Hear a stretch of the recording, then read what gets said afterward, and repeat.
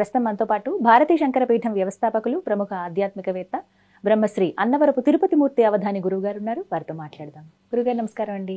ఓం శ్రీ మహాగణాధిపతయే నమః. గురుగారు 29 అమావాస్య, 30వ తారీఖు యుగాది. అయితే చాలా మంది కొన్ని సందేహం, ముందు అమావాస్య ఎప్పుడు వచ్చే పద్ధతి అయినా కూడా ఇల్లు ఎప్పుడు శుభ్రం చేసుకోవాలి, దేవుడి పట్టాలు ఎప్పుడు తీయాలి, ఎప్పుడు శుభ్రం చేసుకోవాలి అనేది చాలా ఇది ఒక సందేహం అండి. ఇల్లు శుభ్రం చేసుకునే విషయంలో అంటే నియమాలు ఏమన్నా ఉన్నాయా? ఈ సమయంలో ముందు రోజే చేసుకోవచ్చు, ఎందుకంటే 28 కూడా అమావాస్య ఉందని చెప్తున్నారు. మరి ఇంకా 27నే శుభ్రం చేసేసుకోవాలా? మరి ఈ 2 రోజులు అంట అనేది ఒకవేళ వస్తే గనక ఇంట్లో అప్పుడు పరిస్థితి ఏంటి? లేదు ఉగాది రోజు ఉదయమే శుభ్రం చేసుకున్నా పర్వాలేదా?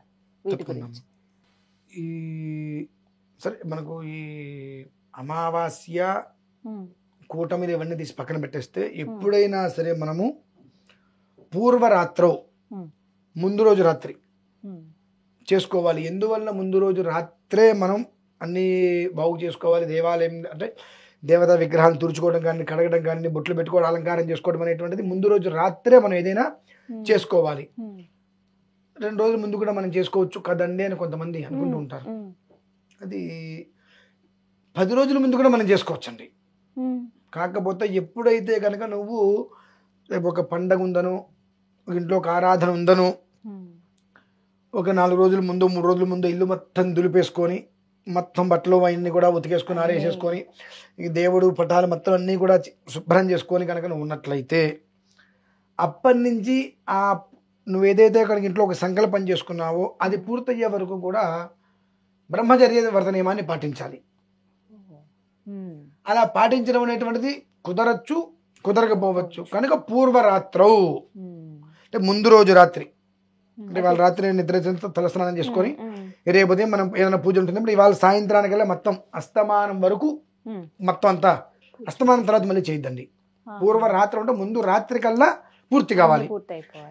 4 3 అట్లా మొదలు పెట్టేసుకొని సంధ్యా సమయానికల్లా చక్కగా అంతా పూర్తి చేసుకొని జ్యోతిష్మతీం తమాసాదయామి మీరు దీపం వెలిగించి పెట్టుకోండి. మర్నాడు ఉదయం ఆ దీపం తీసేసి మళ్ళీ కొత్త దీపం పెట్టేసుకోండి. ఇబ్బంది లేదు. ఇందులో కొంతమందికి ఉన్నటువంటి సందేహాలు, గురుగారు ఇట్లా మేము పటం తీస్తున్నాం, కింద పడి పగిలిందండి పటము, పగిలిపోయిన పటం ఇంట్లో ఉండకూడదు కదండి.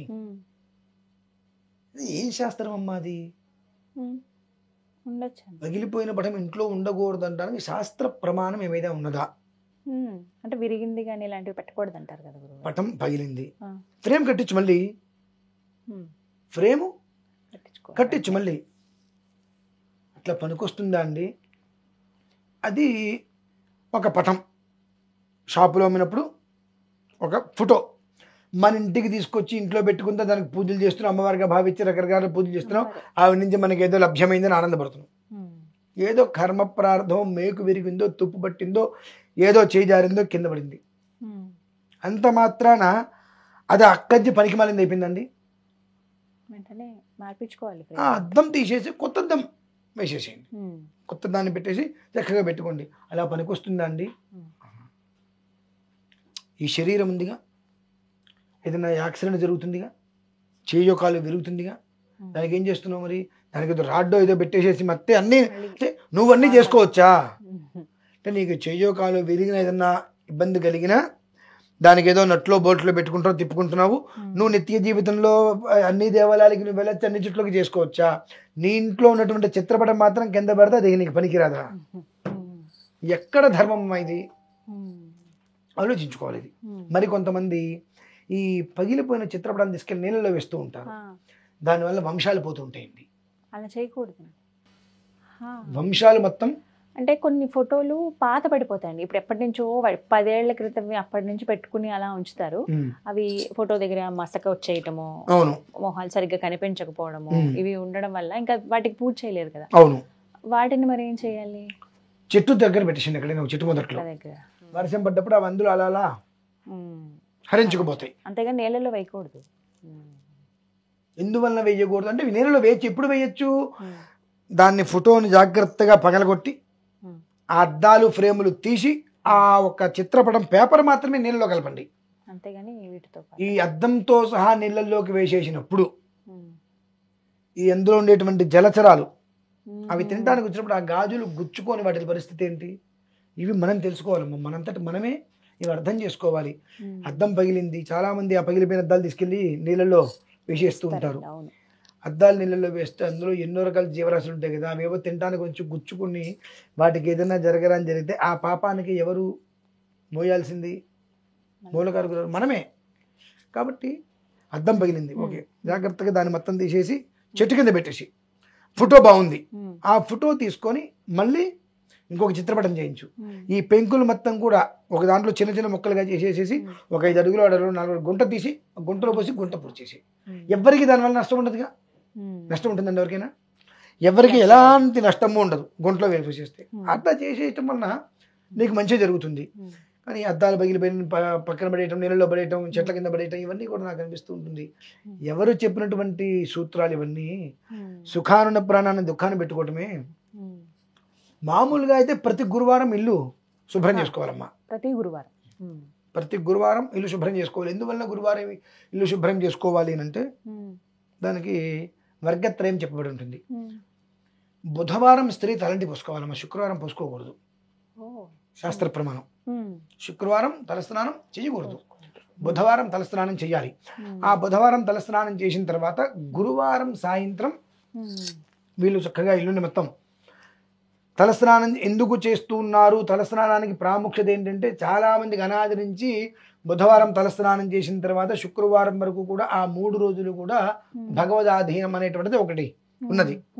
కనుక బుధవారం అనేటువంటిది తలస్నానం చేసేసిన తర్వాత ఆ రాత్రి చక్కగా ప్రశాంతంగానే జాగ్రత్తగా ఉండి మరునాడు గురువారం లక్ష్మీవారం అంటారు దాన్ని. ఆ రోజు కొన్ని అర్చనలు చేసుకొని సాయంత్రం చక్కగా అన్ని నీట్గా శుద్ధి చేసుకుంటారు. శుద్ధి చేసుకొని సాయంత్రం నుంచి మళ్ళీ శుక్రవారం పొద్దు అనేదో అంటుంటారు. అప్పుడు మనకు దాని నుంచి ఆ ఆరాధనలు అనేటువంటిది పూర్వంలో చేసేవారు. ఇప్పుడు అది మొత్తం అన్ని పోయినాయిలే కానివ్వండి. ఇప్పుడు ఆ వారం ఈ వారం లేవు, మనకి ఎప్పుడు కుదిరితే అప్పుడే తలస్నానం వచ్చేసింది. కాబట్టి అందులో రేపు అమావాస్య కూడా వస్తుంది. పూర్వరాత్రం 29 రాత్రి. ఇంకా మీకు కాస్త ఏదైనా అనుమానం ఉంటే 28 రాత్రి సాయంత్రం శుభ్రంగా బాగు చేసేసుకోండి. బాగు చేసుకొని అదైపోతుంది. 29 రాత్రి మళ్ళీ బాగు చేసుకోండి. ఏదైనా కాస్త ఇది ఉన్నట్టయితే కనుక ఆ మూలే ఏదైనా మీకు కాస్త అనుమానంగా ఉందంటే 29 రాత్రికి కూడా మరలా శుభ్రంగా చేసుకోగలిగితే అది ఎప్పుడు 29 రాత్రి అనేటువంటిది దీనికి సంధ్యా సమయం వర్తించదండి. దీనికి సంధ్యా సమయం కాదు, రాత్రి సమయంలోనే ఆ మొత్తం అంతా శుభ్రంగా. అంటే ఉదయానికి మన ఇంట్లో తోమవలసినటువంటి గిన్నె ఉండకూడదమ్మా. ఒక మాటగా చెప్పాలంటే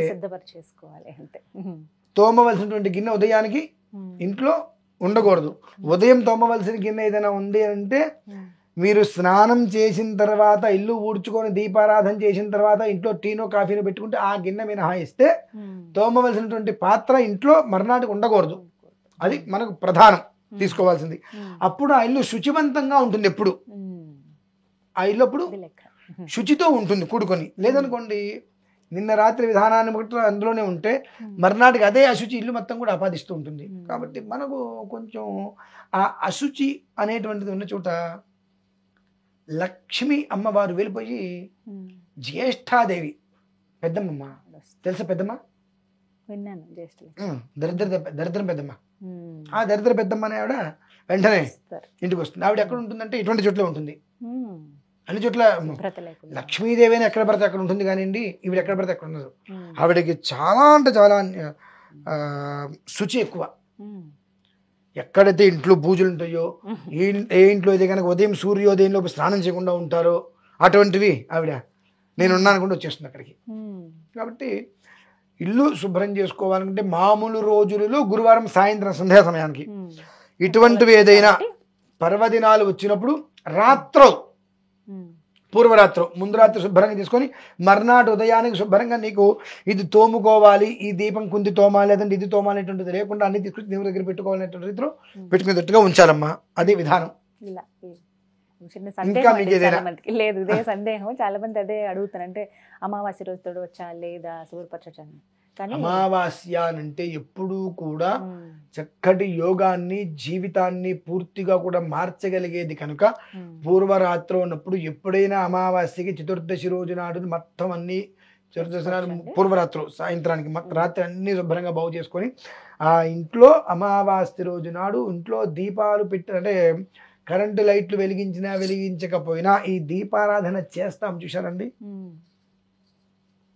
ఈ చేసేటువంటి దీపారాధన కాంతితో ఇల్లు మొత్తం కూడా సువర్ణ కాంతిమయంగా ఏ ఇల్లు అయితే ఉంటుందో ఆ ఇల్లు సర్వము శతం వా సహస్రం వా అపరిమితం వా అనేకధ సహస్రధ అపరిమితధ శ్రేయస్సుగానే ఉంటుంది ఎప్పుడు కూడా. ఇది లేదు అనేటువంటి పదం లేకుండా ఉంటుంది ఎప్పుడు కూడా. కాబట్టి ప్రతిదీ పూర్వరాత్రం ఆ ఉదయానికి మనకు ఇది తోమవలసిన పదార్థము వస్తువు అనేటువంటిది లేకుండా ఉండాలి అంతే. ధన్యవాదాలండి, సందేహాన్ని నివృత్తి చేశారు. నమస్తే.